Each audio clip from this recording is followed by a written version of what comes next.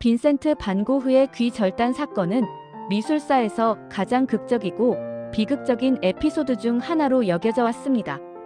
천재 미술가의 정신적 고통을 상징하는 사건으로 대중에게 알려져 있으며 수많은 영화, 책, 그리고 예술 작품들이 이 사건을 낭만화해 왔습니다.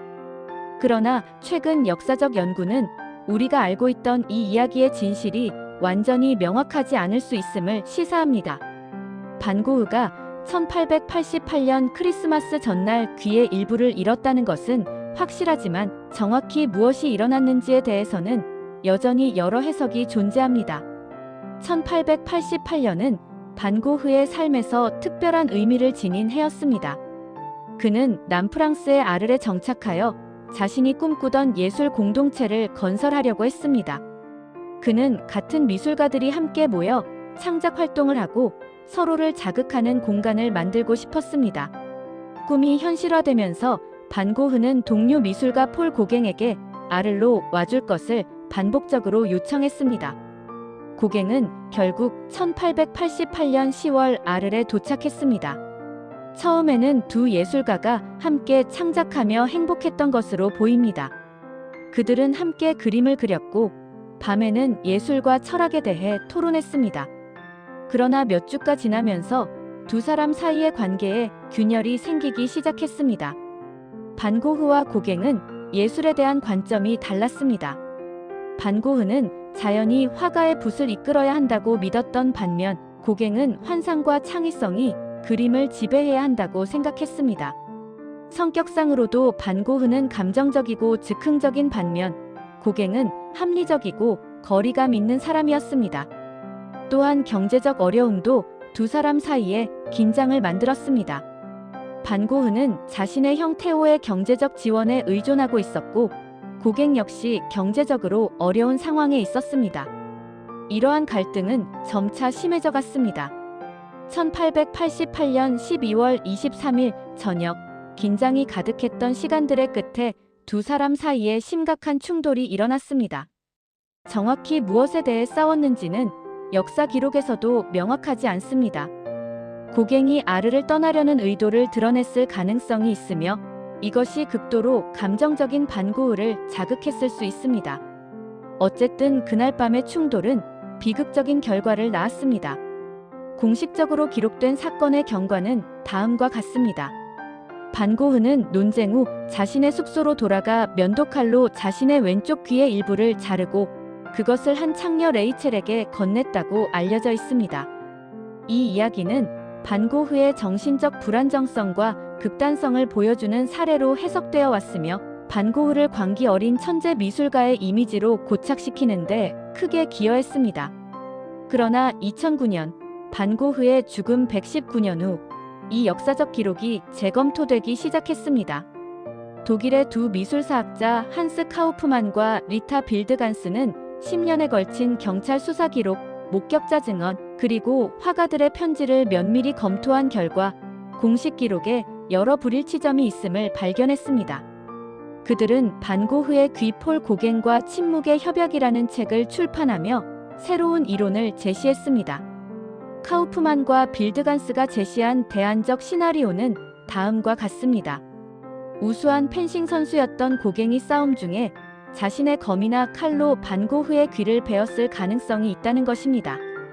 그들의 주장에 따르면 황색집에서 약 300m 떨어진 포주관 근처에서 두 사람이 마지막 만남을 가졌을 때 반 고흐가 고갱을 공격했을 수 있으며 고갱이 자신을 방어하기 위해 무기를 뽑아 움직였을 때 반 고흐의 왼쪽 귀가 베어졌을 수 있다는 것입니다.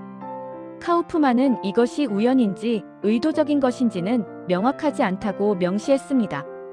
이 새로운 이론을 뒷받침하는 역사적 증거들이 있습니다. 첫째, 고갱의 증언의 불일치입니다.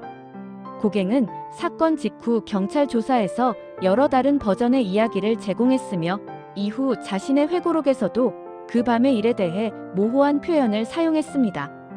둘째, 반 고흐의 편지에서 발견되는 암시적 표현들입니다. 반 고흐는 자신의 형 테오에게 보낸 편지에서 다행히 고갱이 아직 기관총이나 다른 위험한 무기를 갖추지 않았다고 기록했는데 이는 그가 고갱이 무기를 소유하고 있었음을 암시하는 것으로 해석될 수 있습니다. 셋째, 당시 경찰 기록에 따르면 고갱은 사건 직후 갑자기 아르를 떠났으며 이는 그가 무언가를 숨기고 있었을 가능성을 시사합니다. 그러나 중요한 점은 이러한 새로운 이론이 학계에서 보편적으로 받아들여진 것은 아니라는 것입니다. 2009년 카우프만과 빌드간스의 주장이 국제적 관심을 받기도 했지만 현재 반고흐 박물관을 포함한 대부분의 공식 기관들은 여전히 반고흐의 자해설을 기본 사료로 취급하고 있습니다.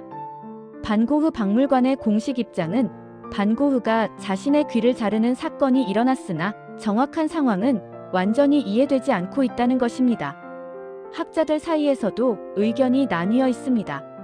일부는 카우프만의 이론에 설득력이 있다고 보지만 다른 많은 전문가들은 여전히 반고흐의 자해설을 더 신뢰할 만하다고 봅니다. 이유는 여러 가지입니다. 첫째, 반고흐 자신이 자신의 행동에 대해 책임감을 느꼈을 가능성입니다.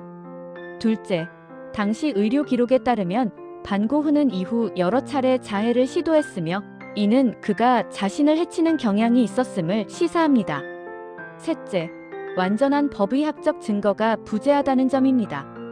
이 불확실성 자체가 이 사건이 우리에게 보여주는 가장 중요한 교훈입니다. 우리가 역사 속에서 알려진 사실이라고 생각하는 것들이 실제로는 불완전한 정보, 제한된 증거, 그리고 당사자들의 선택적 기억에 기반할 수 있다는 것입니다. 사건의 진실이 무엇이든 반고흐와 고갱의 관계는 극도로 복잡했으며 그들의 증언과 기억은 각자의 정신 상태, 이익, 그리고 감정에 의해 색칠되었을 가능성이 높습니다. 또한 이 사건은 역사 기록이 어떻게 형성되는지를 보여줍니다. 더 강력한 입장에 있던 고갱의 버전이 초기 기록으로 남겨지고 정신질환을 겪고 있던 반고흐의 목소리는 신뢰할 수 없는 것으로 간주되었습니다. 이는 권력과 명성이 역사의 기록에 얼마나 큰 영향을 미칠 수 있는지를 보여줍니다. 더욱이 이 사건은 정신질환에 대한 편견이 어떻게 작용했는지도 드러냅니다. 반고흐가 정신질환을 가지고 있었다는 사실이 그의 증언과 기억을 자동으로 의심받게 만들었습니다.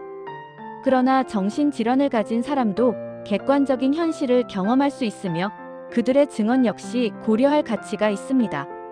결론적으로 반고흐의 귀 절단 사건은 단순히 미술사의 한 에피소드가 아니라 역사가 어떻게 기록되고 해석되는지를 보여주는 복잡한 사례입니다.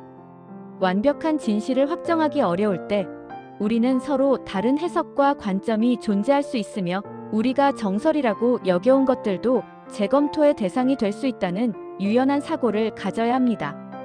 이것이 역사를 배울 때 우리가 지녀야 할 진정한 태도입니다. 불완전한 증거 속에서 여러 가능성을 열어두고 새로운 증거와 관점에 귀를 기울이며 동시에 확신과 확실성의 한계를 인식하는 것이 중요합니다.